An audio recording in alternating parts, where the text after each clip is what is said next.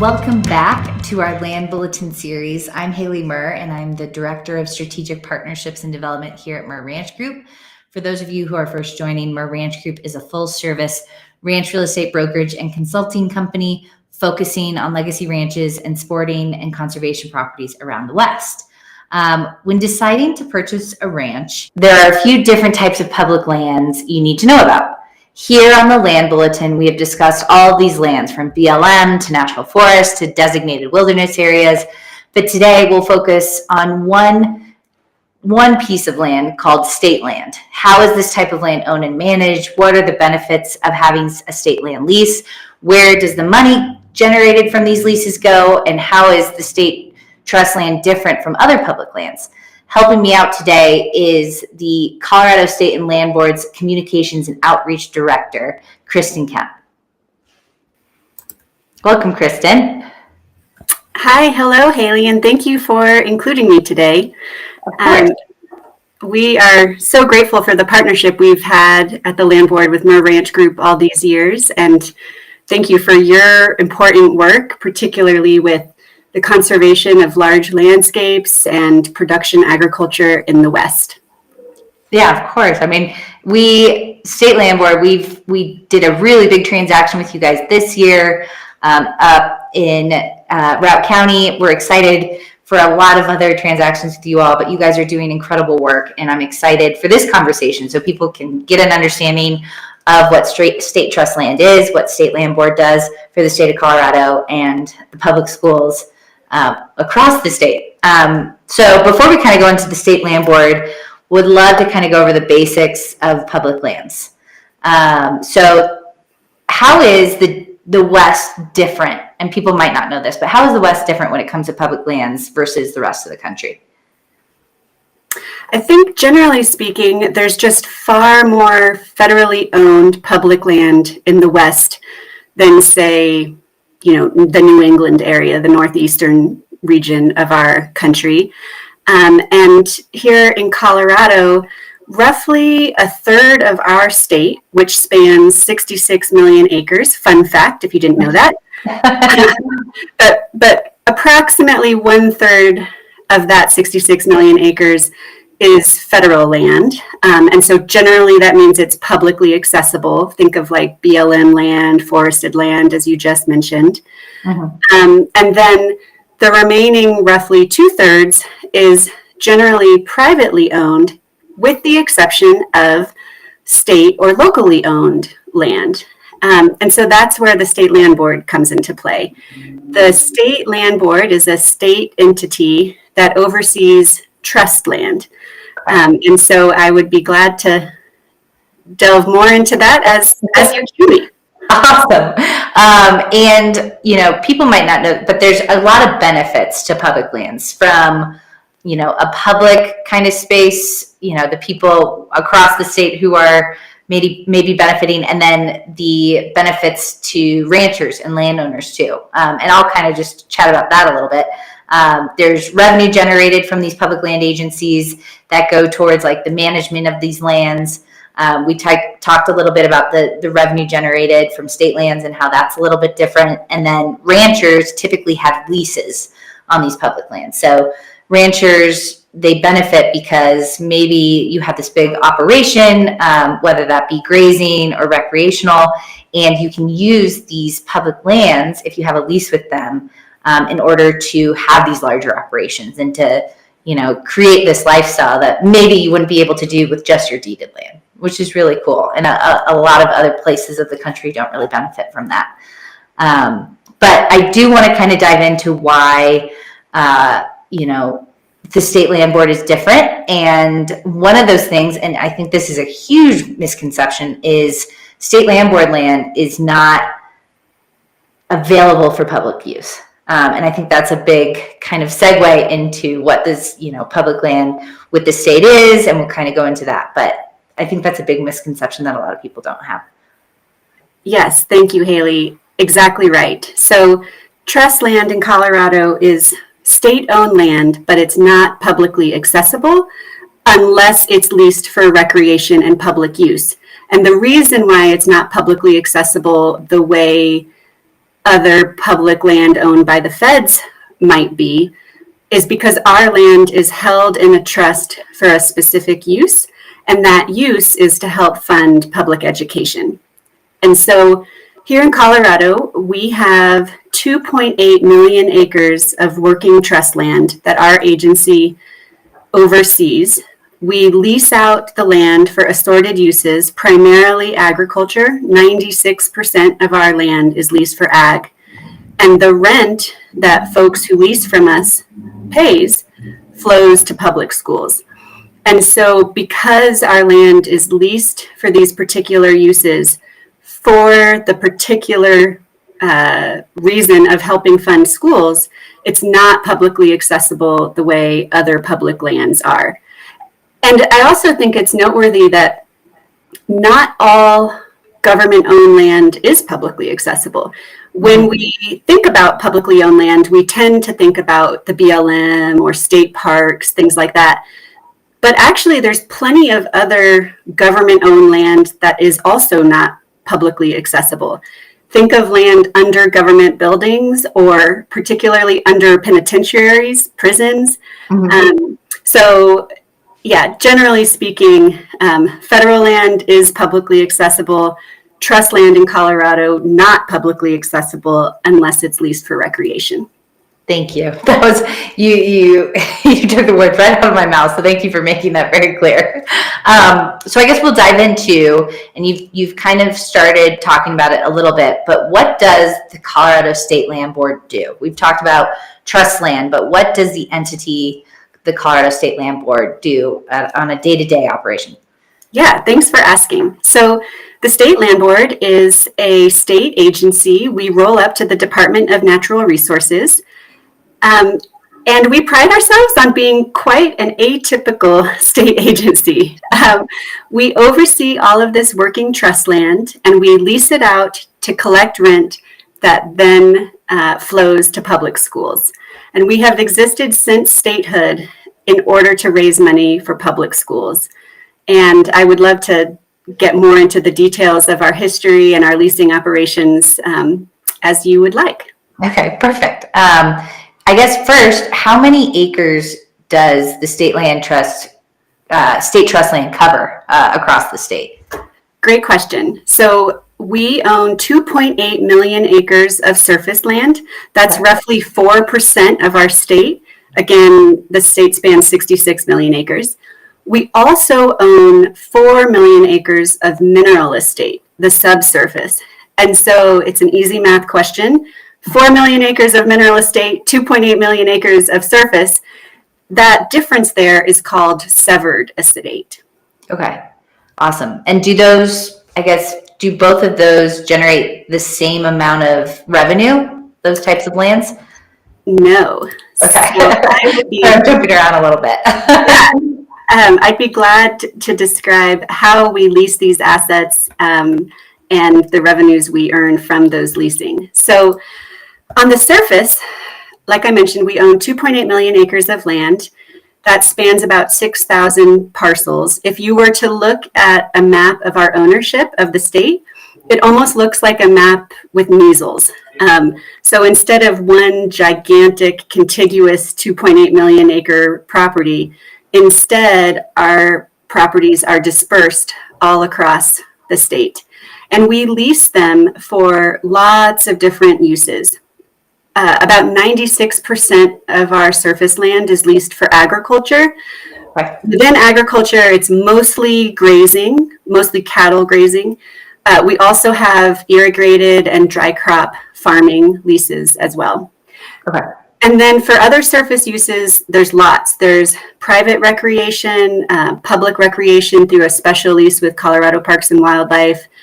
We also do renewable energy, tower sites, lots of rights of ways.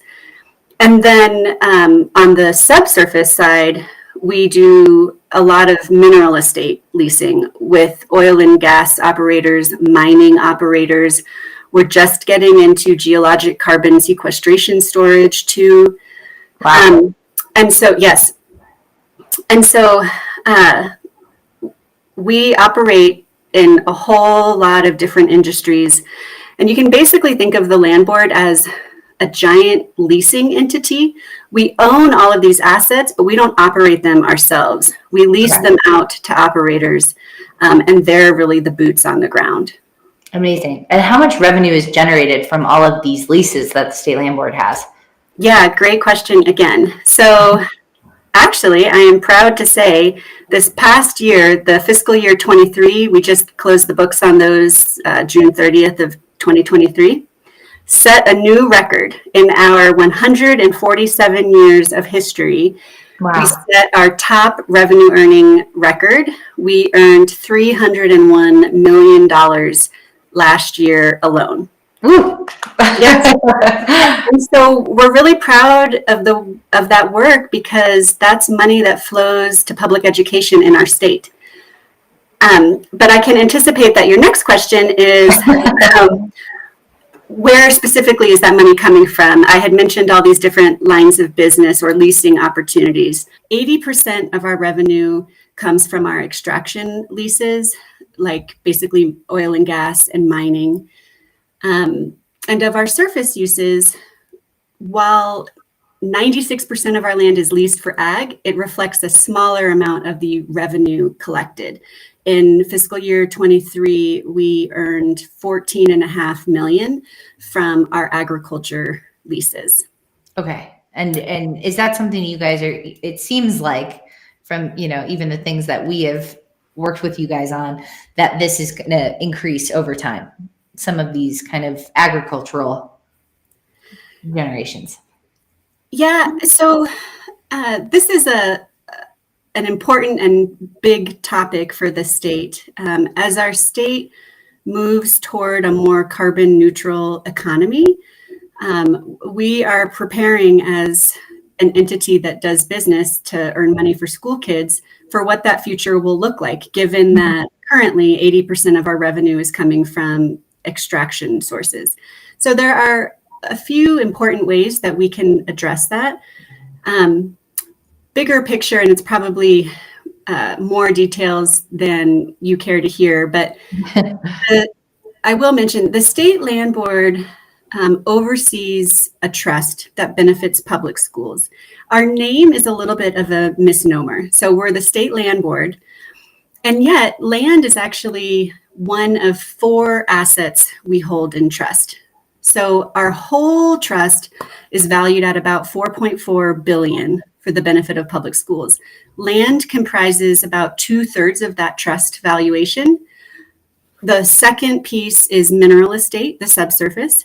Mm-hmm. A third piece is commercial real estate. People don't often know that we own about $100 million in value of vertical commercial buildings.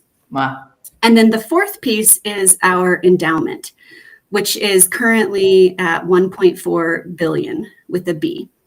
And so our job is to steward these 4 assets to earn annual operating income for public schools. And so while we sort of anticipate a carbon neutrality future, we can look at the asset allocation of the whole trust to plan for the future. And one opportunity there is working with our permanent fund so that it, potentially could distribute more in annual interest.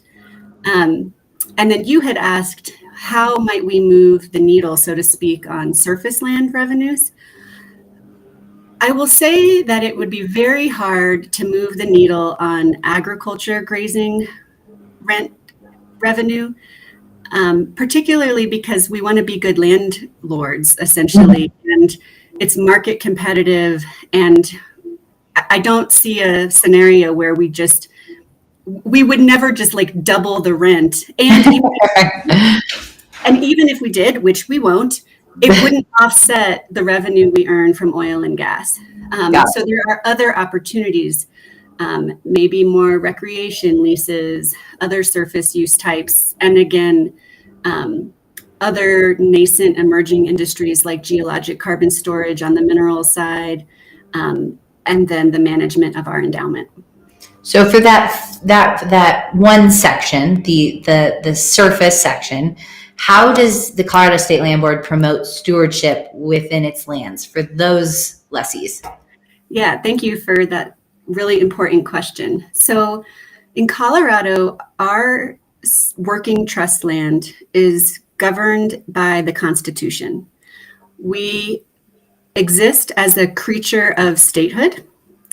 So to answer your question, I'm going to give a quick little history lesson. Love history. Trust land in America, the concept of trust land in America originated with John Adams and the founders of our country. So if you rewind to like the 1770s, our founders of this country are finishing up a revolutionary war and trying to establish a new democracy. And John Adams is quoted as saying that he believed the key to a democratic society was an educated citizenry. And so he wanted to ensure that this fledgling new country comprised educated folks, right? And then meanwhile, Thomas Jefferson came up with what we call today the Jeffersonian grid, the township section range model that I think you all are very familiar with, but a lot of lay people in America are no longer familiar with. I like to describe it that when you're flying over the West and you see a bunch of squares, you can credit Thomas Jefferson for the township section range concept of our country. That basically sets up a way to orderly measure and divide land as they were planning for westward expansion. So Jefferson and Adams kind of merged these two ideas and came up with this concept that as territories applied for statehood to join the Union, they would have to agree to take trust land, hold it in a trust, and use it for public good, generally public education. So then you fast forward to 1876 when the territory of Colorado is petitioning to be a state. Another fun fact, why is Colorado the centennial state? Because I should know this. So Colorado joined the Union 100 years into our country's founding. And so anyway, Wow. at 1876, Colorado, the territory of Colorado is petitioning to join the Union. And as a condition of statehood, the state of Colorado had to hold in trust land. And so then you fast forward another 147 years, and here we are today, still using this land and leasing it out to earn money for public schools. Wow. That's amazing. I didn't know that it went that far back. And it since then, it's had this, purpose for the public good. That's really neat. And so you had asked, how are we stewards of the land? So in 1996, Colorado voters passed Amendment 16, which changed the constitutional mission of the State Land Board. Prior to 1996, our task was to maximize revenue from trust land for the benefit of public schools. Since Amendment 16, our mission has been to earn reasonable and consistent income from our assets. And basically, that's a stewardship stipulation. So we no longer have to maximize earnings today.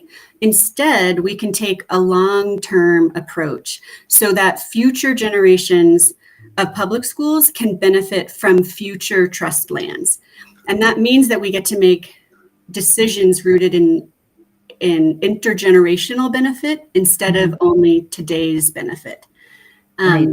So a ranching example would be, you could badly overgraze a trust land parcel today, and maybe we would collect a little bit more rent based on AUMs, animal unit months, but that would ruin that parcel of land's ability for the next year, right? You would have overgrazed it.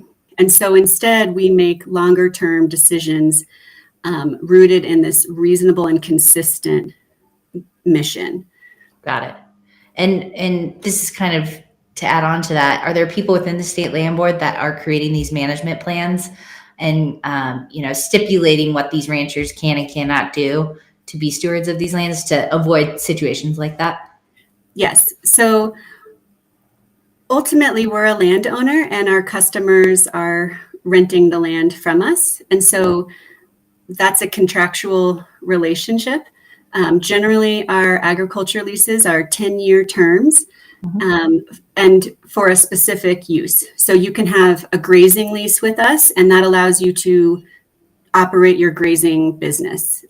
If you want to also run a private recreation business on that same parcel of land, you would apply for a recreation lease with us. Each contract allows only the terms of what's indicated in that contract. But for stewardship, absolutely. On the ranching side, we set our rates by AUMs, by an appropriate amount of grazing animals on the land. We also strongly encourage rotational grazing practices. We offer educational seminars at no charge to our customers because, often if a rancher is doing better business, it means that the land is being treated better. And so that's good for us too. Yeah, we've read a lot of different contracts and lease contracts with you all for a lot of our clients, and every single one, obviously the ABCD is the same, but they're all written a little bit differently based on the landscape and kind of what's happening on those different types of lands. Yes, we pride ourselves in being very particular in site-specific or property-specific contracts. So essentially we have a template, but then the contract template is applied more specifically to any parcel of land or any particular use. And another thing to keep in mind is that trust land is almost always leased for multiple uses at the same time. And so we strive to make sure that those multiple uses or those multiple customers work cooperatively together. You might have person A might have a grazing lease with us, and person B might have a wind turbine lease with us on the same parcel of land. And we do that because we're trying to optimize, that reasonable and consistent income. We're trying to optimize the revenue that we can earn for school kids on a finite amount of land. Very cool. I didn't know that there were multiple leases happening on each piece of land. It makes a lot of sense because land is finite. So use it as much as you can for the good of, the mission of the state land board. Exactly. And we do business all over the West. Colorado is where we're based, but we have a Wyoming headquarters. We do a lot in Utah, Montana. How does Colorado State Land Board differ from some of those other kind of land boards in those different states? Are you all kind of on the same level playing field of what you do on a day-to-day? There are 23 states in America that have trust lands, and each of them operates a little differently and for different reasons. One main way that they can be different is by governance structure. So here in Colorado, we are governed by 5 governor-appointed commissioners who serve voluntarily. Okay. But in other states, it might be an elected position. In a bunch of states, it's actually the governor and the school board commissioner who are on the governance board of their agency. And then another key way that Colorado is distinct from other trust lands is this concept of reasonable and consistent income. So many states have a mandate to use the trust land for a public good. But in Colorado, again, because of Amendment 16 from 1996, our mandate is not to maximize revenue from trust lands, and instead to take this intergenerational approach of earning reasonable and consistent income with a long-term intergenerational mindset. Okay. And so said differently, per the Constitution, we must ensure that trust land benefits future generations as equitably as today's generation. We can't make short-sighted decisions. Okay. I love that because that's what land should be and the management of it. Exactly. Yeah. And so kind of going to more the specifics of how landowners can start to work with the state land board. how does the leasing process work for an individual or a private entity of a landowner? Yeah. So we're welcome to take leasing applications from anyone. Folks can go to our website and look up much more specifically which parcels of land might be available for rent. We generally post those a year in advance. And so that's all publicly posted. There are plenty of benefits, I think, to doing business with the land board and renting from us. I mean, I think at a basic level, if you're a rancher, you need land, right? And so if you own land, great, good for you. You might need more land to manage your grazing operation. And so we would be a viable landlord for you. You might also, for whatever reason, choose to run your business not owning land. And so in that case, again, we are, I think, a strong and competitive option. All else being equal, I think the main folks who have rentable land are the feds, us, and private owners here in Colorado. And so there are some interesting differences if you're making a decision between who you want to lease from. I mean, obviously it's location, location, location. So if the property is where you need it to be, then that's going to be your guiding drive. An interesting thing about renting from the federal government, their rates tend to be lower, which makes them quite competitive. That's also because their land is used for public access. So your grazing operation is not the primary use of that land. And so therefore the rates have to be priced to reflect that. Right.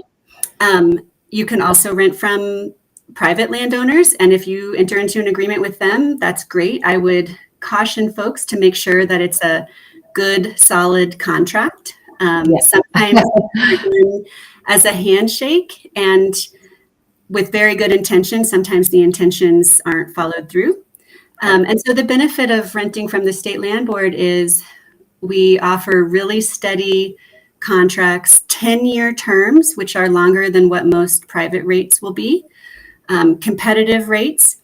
And an interesting distinction from us to the feds is that you do not have to own deeded land to rent from us. In many cases with the feds, you have to be a deeded landowner to rent. That is a huge difference. And I think another thing to consider when potentially signing a lease with one of these different types of entities is making sure the management plan that's been outlined before you coincides with your objectives too, because there might be some restrictions that you might not work for you or et cetera. Yes. And again, if you choose to lease from the state land board, we will be your partners in land stewardship. We have an intergenerational approach. And so that might mean cost sharing on improvements. That might mean cost sharing on noxious weed management. Noxious weed management is a particularly important topic because weeds don't know fences. Any rancher would know that. Any farmer knows that. And so we have to be good neighbors, right? And so we want to manage noxious weeds in particular. And then this isn't a direct benefit, but I hope that if you were to ask some of our ranching customers why they like doing business with us, that they would say that it feels good to help fund public schools. Yes. All else being all else being equal, if you're going to rent land from someone, I hope it feels good to know that if you rent from the Colorado State Land Board, your rent flows to public schools. And we mean that. So last year alone, 97% of the revenue we collected flowed to the beneficiaries. We fund our own operations. We receive no tax dollars. So minus our operating expenses, which are really lean, the rent that you pay to us flows to schools. And what are some of the other main benefits for a private landowner who receives a lease with the Colorado State Land Board? Yeah, I mean, again, I think it would be interesting to ask a deeded landowner that question. I don't want to speak for them, but I hope that they would say it's a good business model. Renting from us to complement deeded land adds more of a mix to grazing operations. If it's particularly if it's in a drought year, it gives you more flexibility with how you want to manage your land, how you want to manage your cattle. So we've talked a lot about, the benefits of leasing land with the state land board, what that looks like when kind of filing the paperwork, where those funds go. But just a real life example for those of you who are listening who are maybe owners of land or looking to purchase land. Let's say you are looking to sell your property. How does that transfer of the lease occur? And I think this is a big question because with state lands, it's very different than maybe some other leases you have with BLM or other public land agencies. And something that we actually have to disclose pretty regularly, actually all the time, when we are listing a property with a state land lease. So do you mind kind of going through what that looks like? And then I can give kind of a broker perspective from that end. Thank you. So this is a critical piece for deeded landowners who are selling their land, who also have a trust land lease. The number one piece of advice is work with your broker and be sure to contact the land board prior to your listing to most appropriately explain the lease as it's associated with your deeded land sale. So just number one thing, talk with your broker and contact the land board because those two components, your deeded land sale and the lease you hold with the land board, are disaggregated. They are two different transactions. That said, it can work out great. So if all the parties agree, you can work with the land board and obtain something called a lease assignment. And basically what that does is transfers your existing lease to a new party. But it's a binding contract. And so again, we all have to agree to it ahead of time. And it's really important to the land board that we do that for a number of reasons. And the most important reason is land stewardship.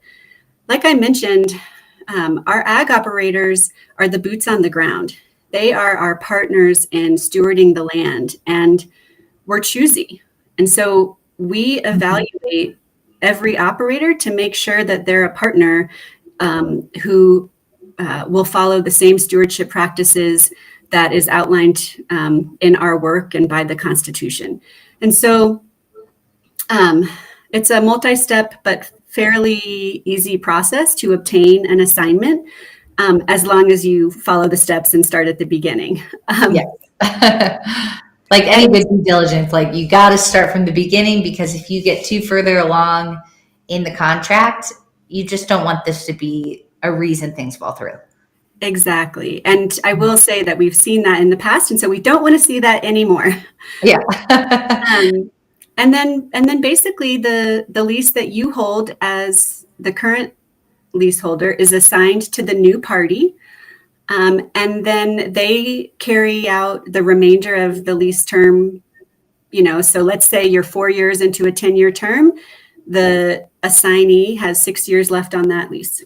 And it's, from a marketing perspective, we do not value that state land within the purchase price or the listing price, if you will, of the deeded land. It is a completely separate entity. And, if you go on our website, a prime example of this is the Sevens Ranch. If you go on there, you'll see our state disclosure because it's not included in the purchase price. It will not give value to the purchase price. But it is something, and the State Land Board are incredible partners, like you've outlined for an entire conversation of, leasing from them, because they work with you. Like I said, it's competitive. It's a 10-year deal. So we've never personally ran into issues because we've always kind of started, like you said, from the beginning and really making it clear cut within due diligence. But just something we like to outline to people that it's a very different type of lease to have with your deeded ground. And, the land board, you've already referenced this, has worked with Mer Ranch Group plenty. We own 2.8 million acres of land, and we occasionally acquire more properties. We rarely dispose of properties, but that's also a possibility. Mm-hmm. And it's really exciting to see what you guys are doing. And, the project that we worked with you guys up there at Williams Park Ranch, this whole thing it's cool to see what you guys are going to do with all that. Yes, Williams Park Ranch is such a beautiful property, and we're already gearing up to get it posted for lease for grazing and also private recreation. And I'm going to find an excuse to have to go up there because it's such a beautiful property. Yeah, maybe some monitoring trips, something like that.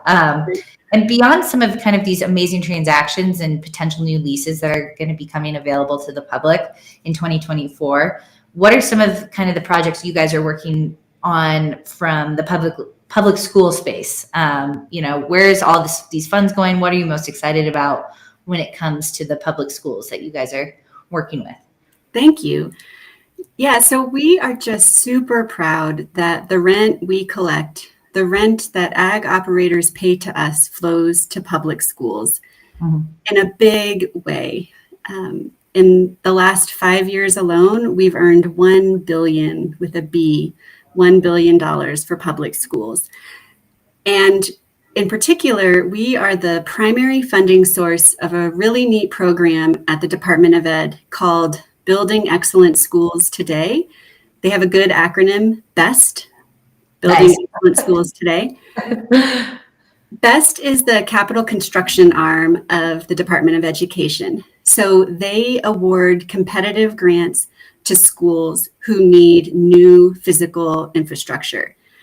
They build whole new schools, and they also give grants for other internal improvements, maybe a new HVAC system, maybe a new roof, maybe a new security system.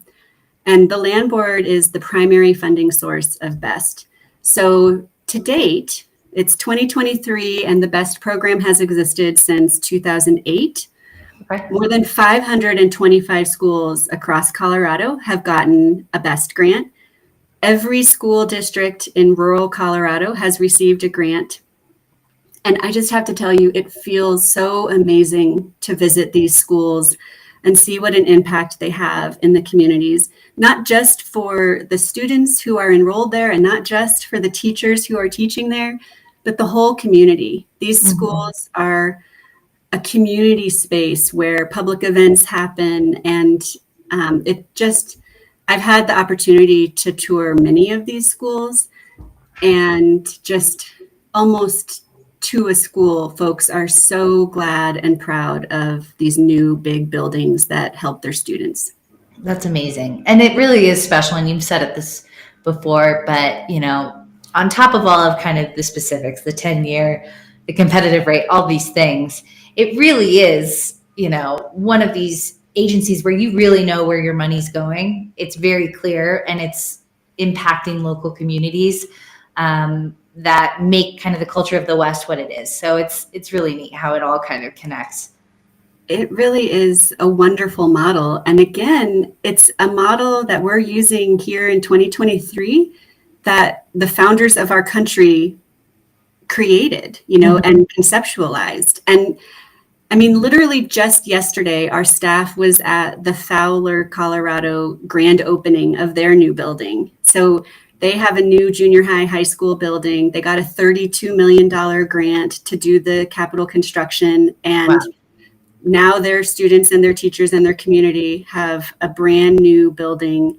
And infrastructure matters. It affects learning outcomes. And we are just so proud to play an important piece of that while stewarding the land and while providing rentable land to production agriculture in our state.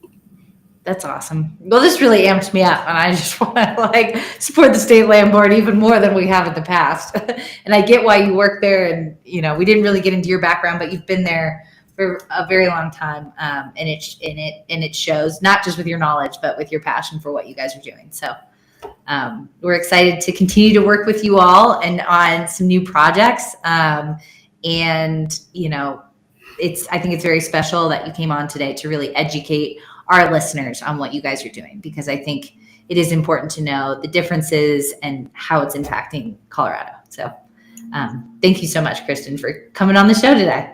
Thank you for having us, and thank you for your work, and onward in Colorado. Awesome. We'll talk soon. See you, Kristin. Thank you all for joining us. I would like again to thank the Communications and Outreach Director of the Colorado State Land Board, Kristin Kemp, for joining us today, because I learned a ton, and I'm sure all of you did too. And for further information about more opportunities with the State Land Board, please visit slb.colorado.gov.